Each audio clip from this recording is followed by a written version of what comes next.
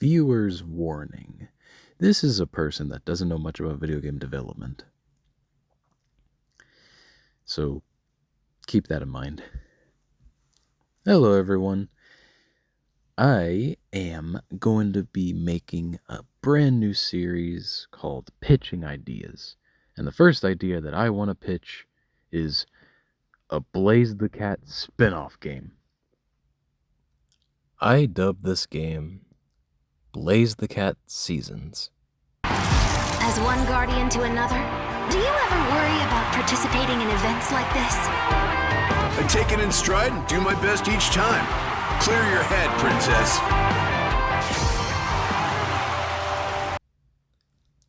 Alright, let's get started with the gameplay. This really doesn't have anything to do with the gameplay, with the boost formula-ish, as well as the past Sonic Adventure games. Basically, this game won't be like entirely a boost game like Sonic Unleashed, or won't be entirely like Sonic Adventure 2 in terms of gameplay.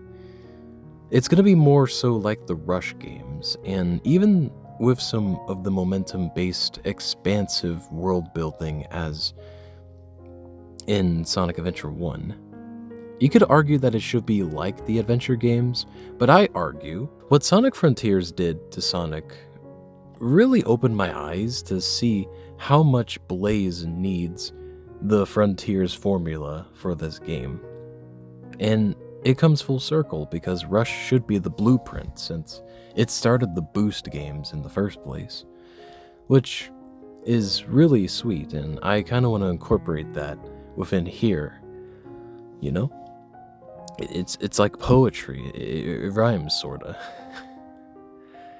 I am not a Star Wars fan.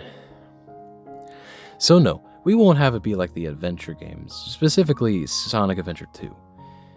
The only three things that we will carry over from them, however, will be their aesthetics, their level design, and in order to fit the open zone, and of course, their music. The momentum of the game will also be a big part of the gameplay within the action stages as well. But first, I want us to explore Blaze's home.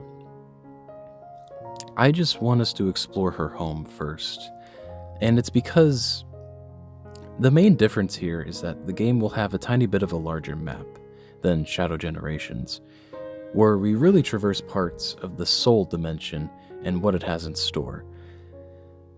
We would talk to some koalas here and there, and we could even do island trials, just like Shadow Gens' island trials, like races, and throwing in some fireball shooting minigames and running sections, kind of like that obscure crossbow training game that Zelda got on the Wii.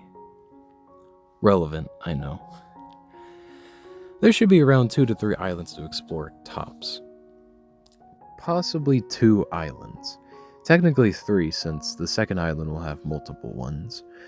And one island will be a big, massive island, which is your main island, the first one that you go to in the game, while exploring the soul dimension mostly. You can even explore your own castle as like a training ground in it too. This island is going to be mostly Blaze focused, while the other group of islands will be more so adventure focused from Sonic Rush Adventure. But they're not going to be as small as Sonic Rush Adventure. Unless that could work if in the context of them being island trials themselves, which is pretty interesting. So yeah, anything could really happen. I just really want Blaze to get her time to shine. She was so awesome in Sonic Racing Cross Worlds. I love her voice in that game.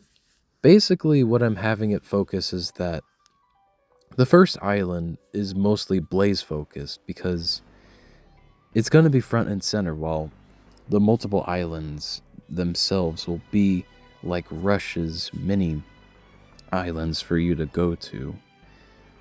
And the main island that you go to in the second one will be like Oranos, where there's like a island that's like split off in the corner that you can go to either with momentum or with a bridge.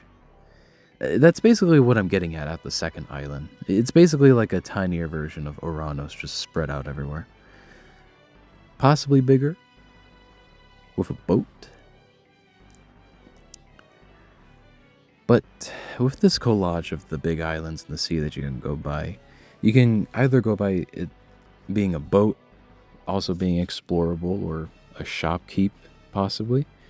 Or you could just practice on a boat via momentum and other ramping challenges and platforming challenges here and there on a boat, as well as bridges here and there. Really earning the fast travel and stuff via platforming and island trials, just like in Frontiers.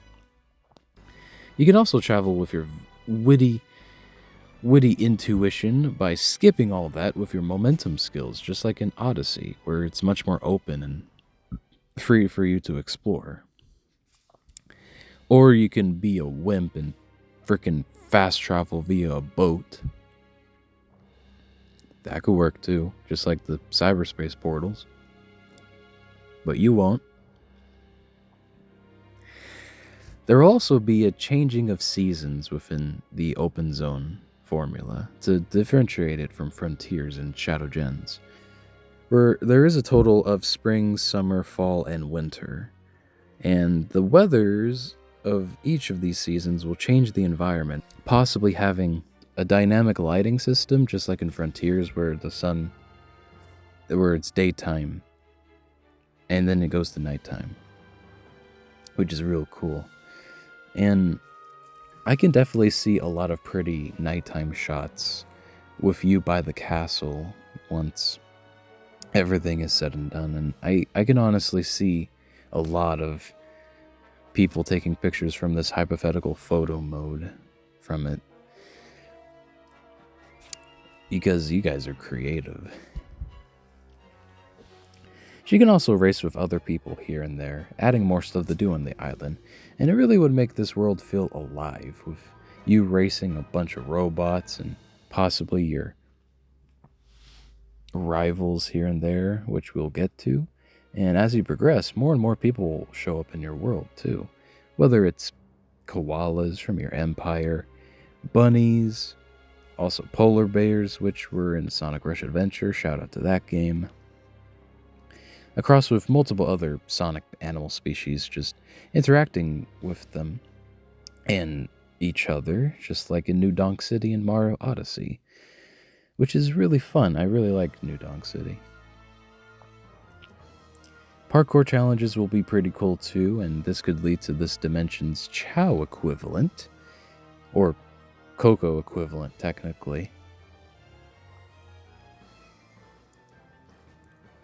Which has you trying to save small children.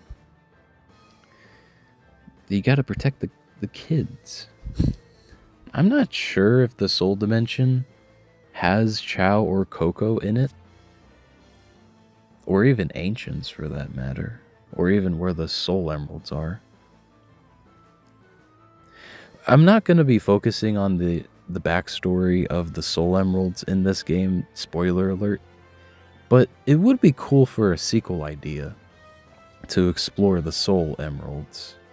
I honestly don't know where the Soul Emeralds are, or if this dimension has Ancients. God, we really need more world building for the Soul Dimension, man. I don't even know if they do exist or not, but maybe we can have something else akin to the Chow, or have you just collect skill points for your flame. There will also be a shop too, where you can purchase skills or upgrades, or even tonics too, so that you can change up your game, like a better deceleration, just like in Frontiers, or even giving you some funny cosmetic changes, like the tonics giving you a burning blaze as a possible skin, or funny big head mode, or something like that. I got this idea from Ukulele and the Impossible Lair, where it would be just really fun and non-canon if Blaze just had like these tonics that affected her appearance, like a big head mode, or like a widescreen mode, or basically any one of those tonics just fitting for her, really. But in a more Sonic-y fashion. That could be pretty fun, and I could see a lot of people messing with that. We'll get to the skins, though, but that could be really fun. It's nothing to affect the levels or anything, too. It's just a fun aesthetic thing. You can also collect them in levels, too, and unlock a lot of the skins from the levels in Open Zone 2, as well as interact with chests, just like in Shadow Generations, in order to get concept art for Blaze's beginnings and possibly concept art for Sonic Rush and Adventure. Now for the level designs for the action stages, the big, juicy, meaty part. Introducing a little mini-map that I made. I did that. These will be the levels that will appear here, as well as the boss arenas, just like in Frontiers. I really thought long and hard about what will be returning and what will be new and what to really add from the series past. I ultimately wanted 3 to 4 returning locations, and the rest were never seen before and or original. Introducing the returning levels: Coral Cave from Sonic Rush Adventure, Night Carnival from Sonic Rush, Ghost Ship from Rush Adventure, and last but certainly not least, we have Steam Factory from Rush Adventure. Night's Desert right over here is an original level that pays homage to Nights into Dreams, but in the style of ancient Egyptian markings and or artwork. Basically, it makes out Nights as like their original designs, but it can't quite make out their designs, just like how historians can't make out most extinct animal designs. That's what I really wanted this to pay homage to. Basically, they look like knights, but they don't actually look like knights. It's just a fun little thing that I thought of. Also, we can keep the knights cameo in Knights Carnival too. You know. It's like those dinosaurs from museums. Like, they think that it looks like knights, but it's actually wrong and something else entirely. And then we have another original place, which is the castle, the Imperial Palace. And it's basically going to be the Green Hill Zone of Blaze's dimension, where it's the first ever level in the game that you traverse in as the tutorial level, and Blaze's home. Metro Imperium is a city level where we will be introduced to the humans and animals residing there. Actually, maybe we don't have to add in humans in this. Well, then again, Eggman Negative exists. I don't know. Given how there might be no humans in the Soul Dimension, I think I'm going to add them anyway, because Sonic did the same thing with adding humans after Eggman. By that logic, so yeah, what the heck. In this game, we will be introduced for the first time ever to humans in the Soul Dimension. For the very first time. Heck, I'll throw in Gun in this dimension too. They also exist in the Soul Dimension as well. I'll talk about them later.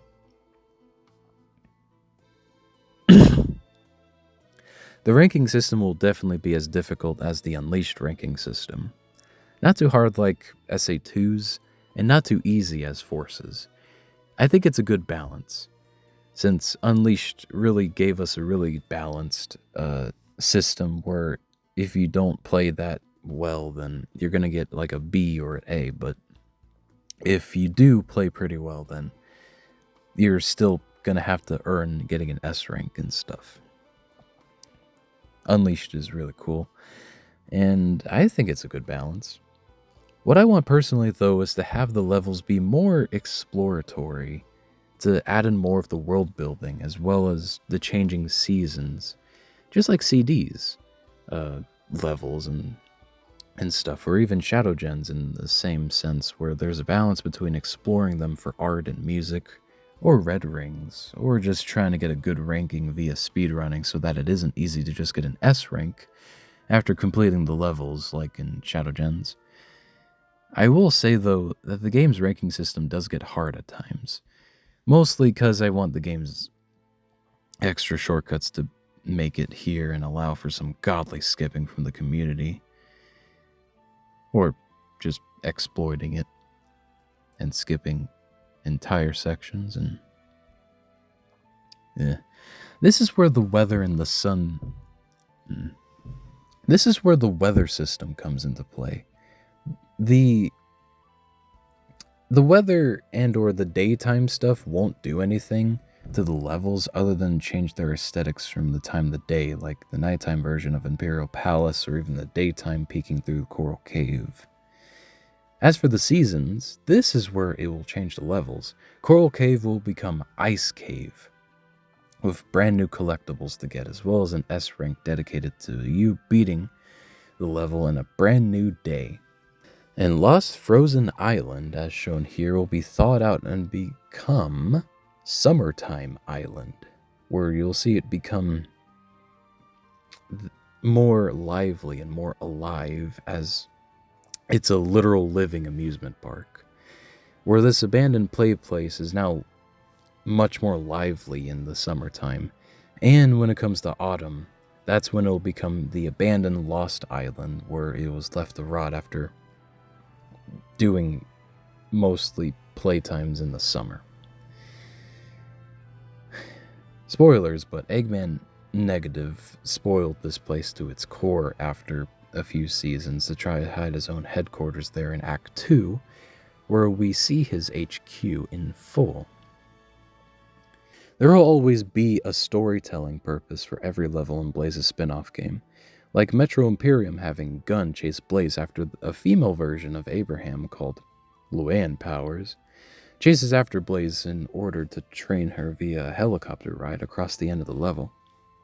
Basically, the beginning of the game will show the day in the life of Blaze, and I find it so cool to have a lot of world building being shown how Blaze operates and how her guardian nature really connects with the world and how she's responsible for protecting it. And Gun itself will be called, in this dimension, the Guardian Unifiers of Network this time around. They'll be even more aggressive compared to Gun in the Sonic universe, and Blaze to them is simply a nuisance, and they do their own thing to study her instead of tempting her like what Gun does for Shadow, because of how big of a threat she poses with the emeralds. I don't know where to fit this within the storyline, but it can be like a cool little side mission or something, so that they can make little missions for you to play as, like the extra missions in Shadow Generations, where Gun takes over the levels and then you have to play through them. That could be pretty cool. I could see that happening. Coral Cave will have you looking around for treasure in one of these levels. Ghost Ship will have you have a rematch with Whisker, which, bada bing bada boom, he's alive, and who is back leading the ghost ships to hunt you down personally in these missions. And the final egg zone and the wormhole junction, which is a brand new final level, will have my main villain for this game causing multiple hazards for you to go through as you progress through the level. Basically, I want a lot more life put into the extra missions so that they can connect to the main action stages. And you have to traverse the seasons throughout these missions too. So you better pick a good season. Let's talk about the miscellaneous stuff. The concept art will be strewn about in the overworld and the levels for exploration purposes, as well as their backstory being after level completion, just like in Shadow Gens. You really have to earn the concept art of her within 06 or the Rush games in order to understand and explore the levels. As for her skins, Low Poly Blaze from Rush has to be in this. Her murder of Sonic the Hedgehog clothes should also be in this too, as well as her holiday fit from the channel art, her birthday fit, which is original, and her very own prototype version of her old concepts for a 100% completion reward. And a royal princess garb for funsies. You can unlock these skins once you obtain all the red rings from each of the levels, by the way. I can imagine the prototype version of her to be like a pre-order bonus, but I kind of want it to be more so a 100% completion bonus instead. Something else can probably be a pre-order bonus though, so I don't really know what could be a pre-order bonus other than her low poly skin, but all of this will be shown in her personal bedroom where there's a regal queen-size bed to herself, and a closet that she can change her clothes into as well as a radio to listen to and to past music and music within the game, and finally she can just look onto her own desk and mirror so that the player can look at her own backstory from the Rush games and her past as a character. Oh my god. I love collection rooms so much, and I'm so happy that Shadow Generations brought them back. And we're basically applying that collection room to Blaze. Hopefully this will be the last thing that I take from Shadow Generations, since I don't want this to be just a copy of it. I want it to be its own thing and stuff, and I hope you understand. As for the side characters that will be showing up here from time to time, Marine will show up from time to time just to check on you and be your shopkeeper. And she can be your personal save file as well, where she can record and log in your adventures. And you can even talk to her about what she's been doing and how could she go through character development where she wants to be like Blaze and go on more adventures with a pirate crew someday. Or she already has a pirate crew by the end of the game. Ooh. As I said before, Johnny and Whisker are back, and there will be rival fights. But Johnny in particular will race you across the open zone from time to time to test your skills and give you skill points and dedicated training skin for your efforts to beat him. Whisker will have his own dedicated Titan-like fight where you fight him, yet again, in 2 to 3 phases. And Blaze can just style on him and show off how much the bosses in this game will test you and how you gotta be on your toes. I do not believe that they were destroyed since they came back for the cover arts for Sonic Channel's little stories that they did. So I'm bringing them back here because they're really cool designs, and I just really like Whisker's design. He's just so cool and funny. The NPC animals will, like I said before, be talking and standing around, as well as moving across their daily lives by basically interacting with each other. As you progress through the game, more and more people will show up, even humans will talk to them as well. I don't honestly really care if there's humans in this game or not. You can either take it or leave it. And even enemies like robots and even more of Eggman Negative's goons will be there, and you can train with them by punching them, just like the soldiers from Frontiers. And basically they consist of the Night Egg Pawns from Rush, the Robo Ghosts from Rush Adventure, and even multiple bulkier gun robots that are chasing after you from time to time. And of course, there will be capsule robots that you go to train with and attack for Blaze's backstory to reintroduce people to her story and Sonic Rush as a whole. And as well as the level select and the final open zone where you travel into Wormhole Junction and fight my main villain. And we will come back to the story of this game, because now I want to talk about the music.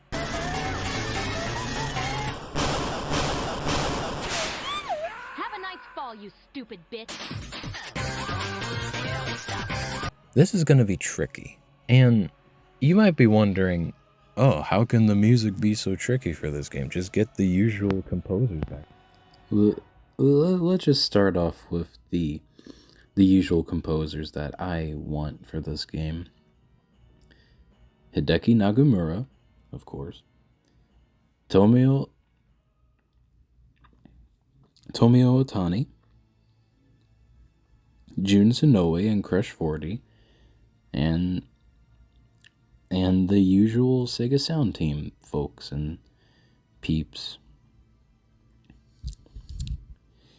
But you might be wondering, oh, it's gonna be easy and stuff. Just get Hideki back and all will be right with the world and stuff.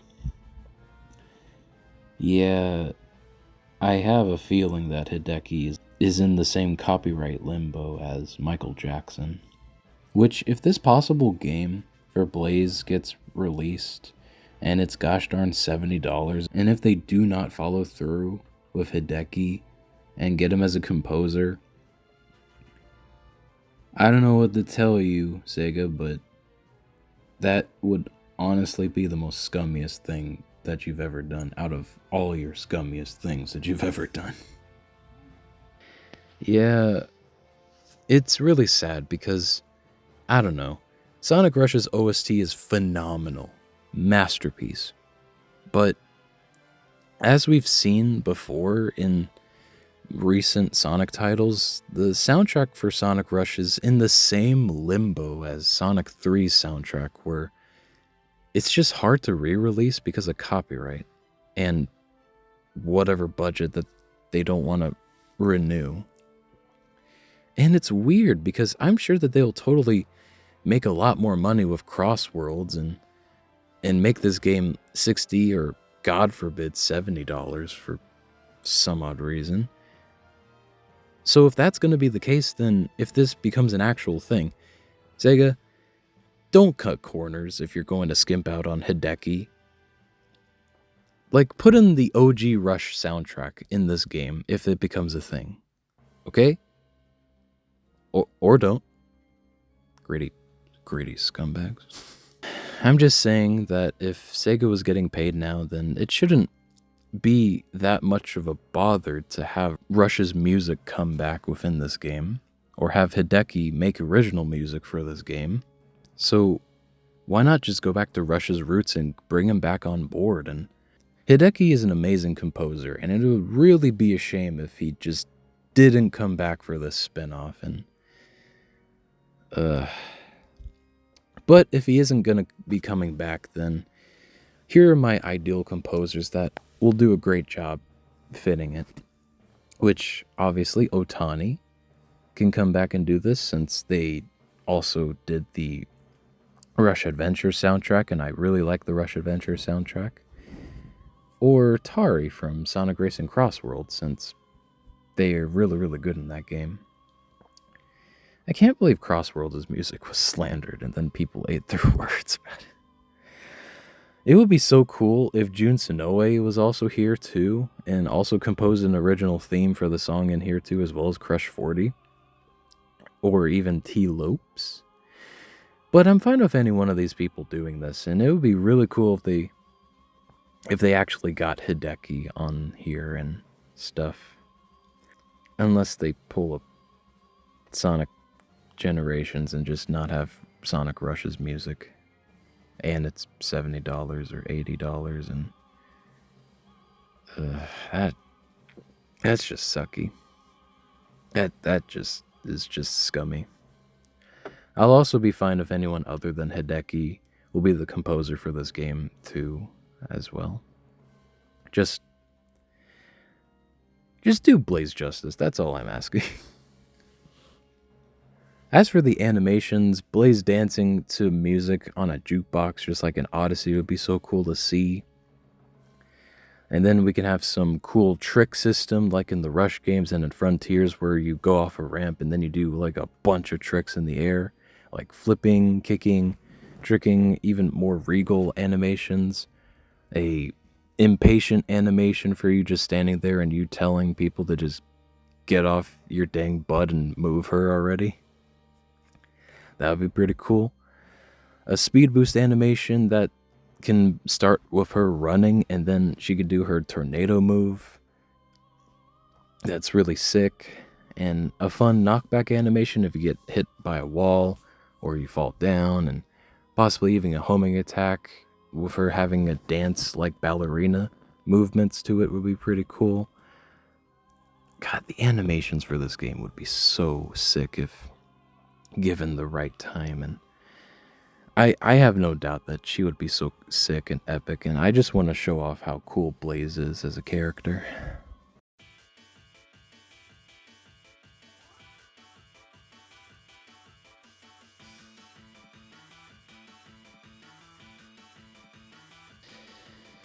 Now it's time for the story. I bet you all have been waiting for this one. Essentially, a lot of the levels will lead up to a grandiose story where in the beginning of the levels, it starts off lightheartedly and it gets you to know what to do in the levels and what their gimmicks are. And then as the story progresses, we see how things get taken over, how things change via the seasons, or how it ends, where everything just culminates into this one cool set piece that you'll totally remember as Sonic fans. Kind of like SA1 with the killer whale, or Sonic 06 with you running on water, and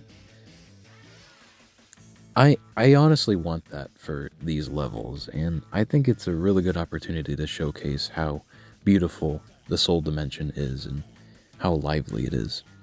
I have gone through a lot of drafts for this, and I personally think that I have made a really, not the best story for Blaze, but a pretty good one for what Sonic Team can do for Blaze in the future and what it entails. And it isn't perfect, but I hope you like it. After a long experimental day, Eggman Negative rubs his head together. Eggman Negative was beyond frustrated. Every chance that he got, either being spoiled by his other self or just losing in every which way to Blaze, he starts to rub his hands together and tests something of a magnum opus of his. He's been trying to perfect this for weeks now, a space-time harness device. He scans himself with it, and he chuckles in laughter that he invented and is going to invent space warp travel in order to suck up all space-time and use it for his own gain. And yet, he didn't know that it would immediately overclock itself and create a wormhole of sorts. So, he moves to Plan B, after scaring his subordinates, of course. Not knowing that this little mishap created a hole in space, to which he found this hole in space. He was the direct sole reason why the harness didn't work and caused this open rift of sorts. To which he started to abuse it by siphoning its power and building a brand new robot from this rift. And from this dimensional energy, he basically went back to his lab. He was planning to overcome Blaze with space warp and trapping her within dimensions of sorts, but to no avail. But he got the next best thing. He gained a brand new robot named Ocho. Now, Ocho is a space robot that primarily copies any space-time shenanigans. Basically, he absorbs the space and matter plasma technology within space, and he uses it to power up his own chassis, like the turbine in Metal Sonic's chest. Basically, Eggman Negative pulls in a star itself and inserts it into Ocho. How did he do that? By manufacturing his own star from the Rift technology. And that is just the beginning of the game. From this point on, I imagine that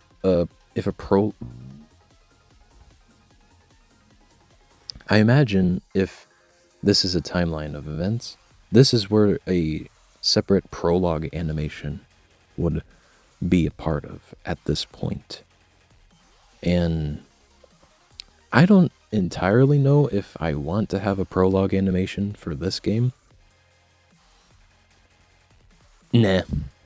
Nah. Instead we're going to have a separate animation a part of this game. Basically, the separate animation is essentially Blaze just chilling out in the soul dimension, just exploring it, talking to Marine, and just her just acknowledging her friends and how much that she misses them at times. And it's going to be just a simple story of just her probably reading a book in the end and just exploring the soul dimension itself and her task as a guardian and how that really is starting to stress her out.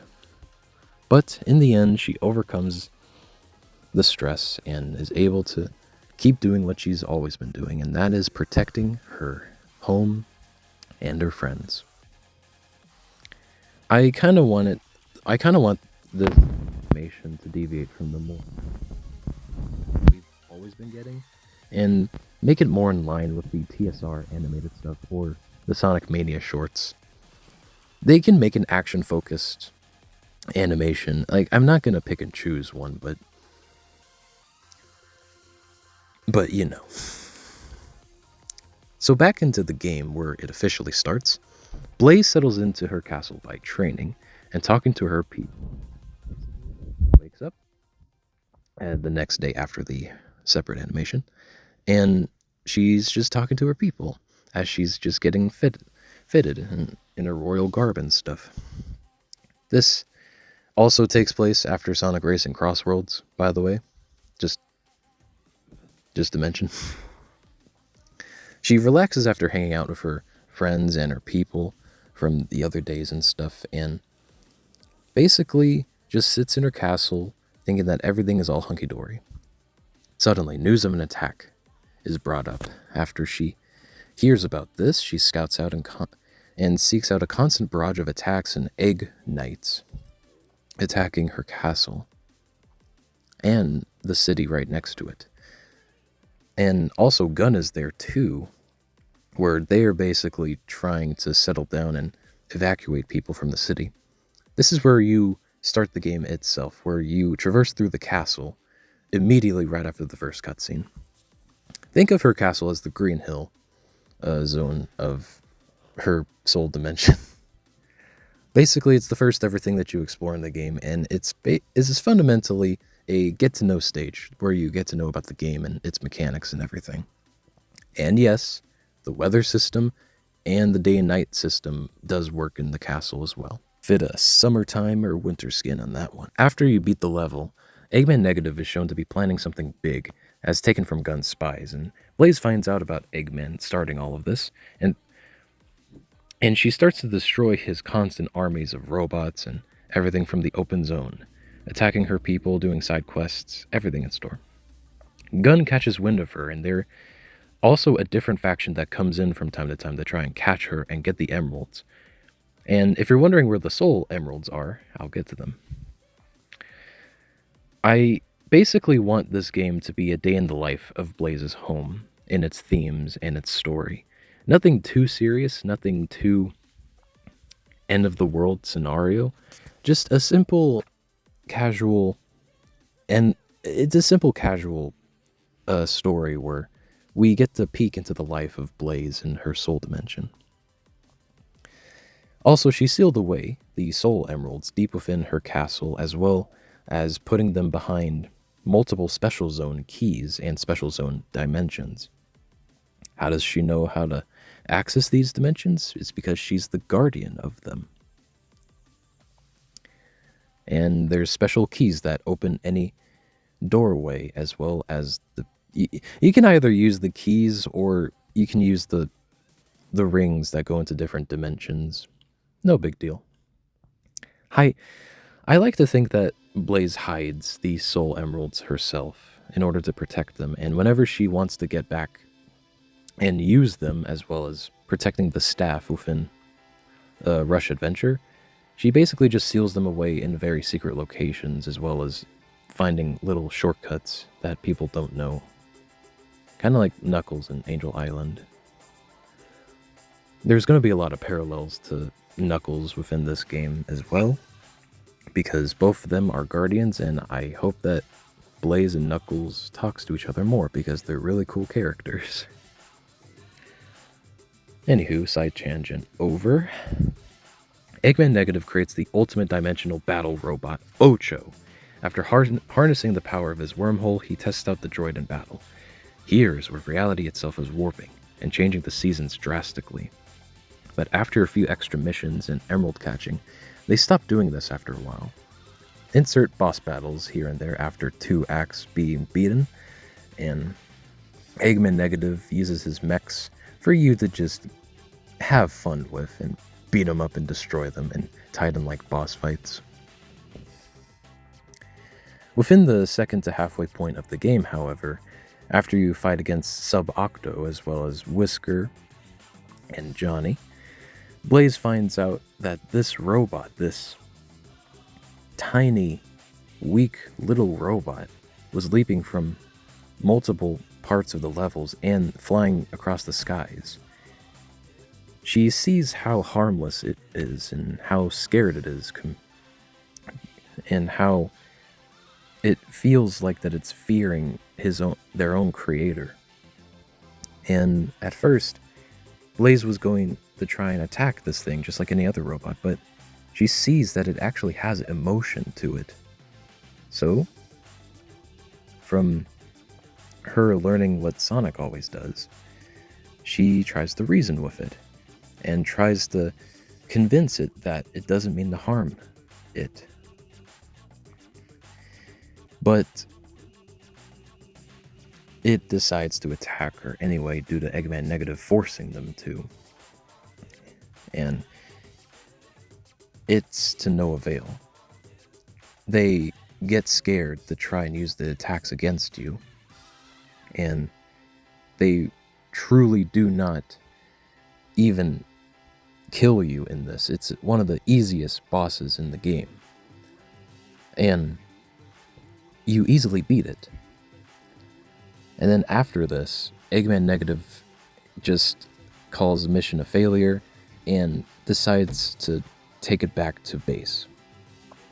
Blaze, after this moment, contemplates about it. And then Marine actually shows up here, and both of them share a tender scene together. And Blaze questions herself about how much she is not understanding how to connect to Ocho, thinking that she failed it, thinking that maybe she didn't change after all. But Marine gives her some advice that she knows in order to cheer her up in her own special way. She sees a lot of silver within Marine, and it isn't explicitly said that it reminds her a lot of silver, but she would grow up into someone with a lot of hope that she loves in people. In Blaze's own special way, this inspires her to have hope and try again with Ocho, see what mistakes that she could have been better with. And this is right after Blaze just firmly thought that there was no hope for Ocho. So, it's at this point where she relies to never give up on anyone, even after that she at first given up hope on Ocho. As you continue to chase down this robot, Ocho gets tortured after failing their duties over and over again.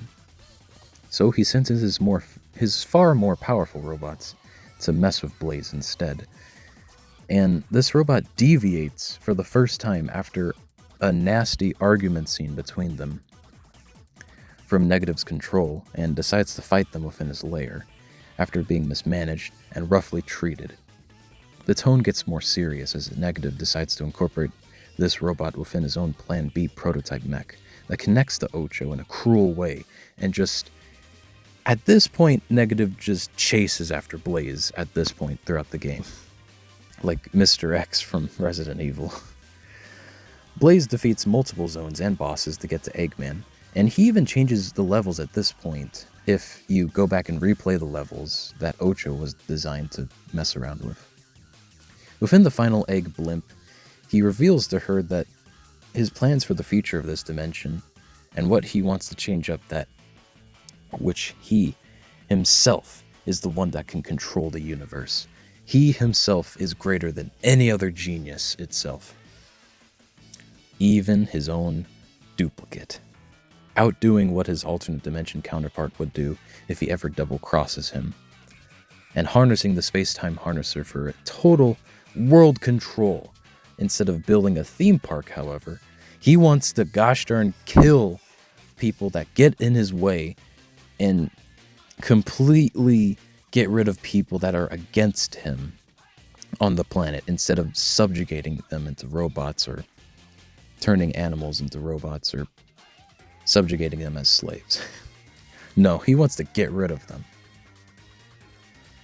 I wanted this moment to showcase how heartless Eggman Negative is compared to normal Eggman, because even normal Eggman has a heart, Negative doesn't. And I wanted to get that clear that this isn't Eggman. She and him fight in a long boss fight, testing her and her abilities with his brand new Egg Zero. It's like the Egg Dragoon from Sonic Unleashed, where the first boss of this game showed off a prototype of this mech at first, where Egg Zero in the beginning shows up as the first boss in this game, and then he firmly produces it in a gosh darn cool way where, just like the Egg Dragoon, you essentially are just hearing him throw obscenities at you, telling how much that he wants to kill Blaze and snuff her out. And then it all culminates to this thing throwing and launching buildings at you, launching satellites, death lasers at you. I am getting ahead of myself. With his mech destroyed after beating him, because Blaze is awesome. And if you don't get the soul emeralds during this, you basically get the bad ending. After defeating Eggman Negative without all the emeralds, Blaze saves the day and says a fond goodbye to her people and their worries. But what she didn't know, however, is that when you didn't collect the soul emeralds, you didn't get the true ending.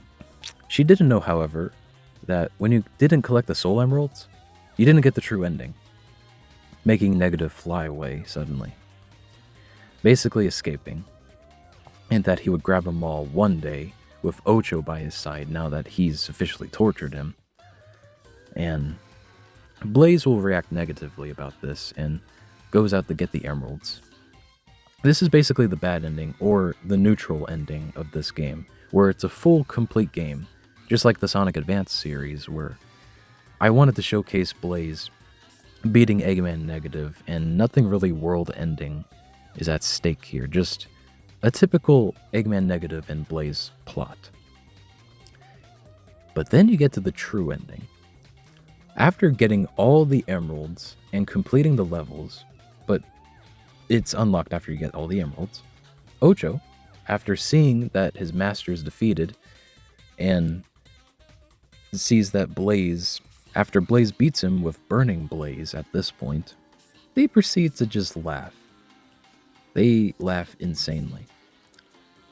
And they go back to the rift and suck up all of the wormhole's energy to absorb the entirety of Eggman's headquarters and transform into his final form with all that power.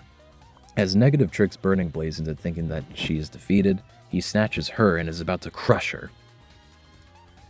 I forgot to mention that Ocho did this via out of sight. Basically, he gets out of the battle after you deal the final blow to Eggman Negative, and Eggman Negative doesn't care. He just wants to kill Blaze. He tortures her after grabbing her by her super form, but the Egg Zero was then cut in two by Ocho's brand new form. It absorbs the Egg Zero and just throws him across the open zone. Ocho then sucks Blaze within the black hole and traps her in Wormhole Junction for all eternity. As this was happening, multiple side characters run and scatter in sight as Ocho Nebula blasts away all the zones that you just beat. This brand new form of theirs was taller and more space-like and clearly fearful of the world that dares harm it and only itself. Blaze only had one more thing to do. Gather enough rings and transform back into Burning Blaze to beat Wormhole Junction and Ocho. And within this section of the last level, you control Burning Blaze and blast through this junction like a missile, dodging enemies, walls, even loops, and she is determined to protect her people, fulfilling her arc of helping her people and never giving up on others in order to try and open up to her own enemies at times. After escaping the wormhole, she goes and you start the final boss with Ocho Nebula. I could go on some more, but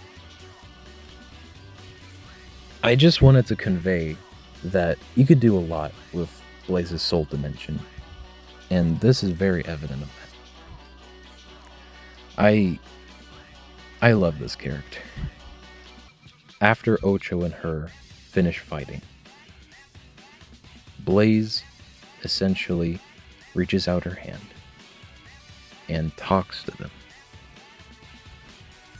After seeing her revert back into her base form, just looks scared and is just really sad that they're probably going to die. Blaze furrowed her brow and raises her hand towards them, as the robot was about to reluctantly take hers. Negative activated a self-destruct sequence within him, and she had to rescue this robot and save them from one final escape sequence. She sets them down and talks to them one last time, and tells them how much that they deserve a free life, taking Sonic and Silver's words and applying them in her own unique spin to them to fit her own character in order to inspire the robot. And with that in mind, Ocho, with one last wish, and that is to protect Blaze and never harm a single person ever again. So Ocho flies off into space.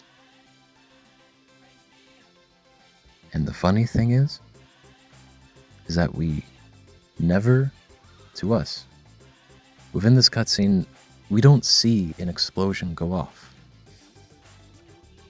Maybe he malfunctioned again.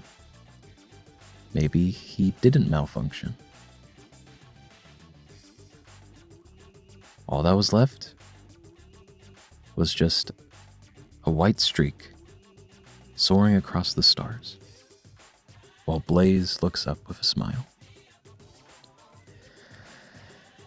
And then Eggman Negative laughs at her face, tells her how much that he sees the day, and he cackles maniacally, and Blaze simply blasts them away from the Sonic OVA, basically tossing a fireball at him, crashing towards right next to Gun, and taking away Eggman Negative to custody via an insane asylum.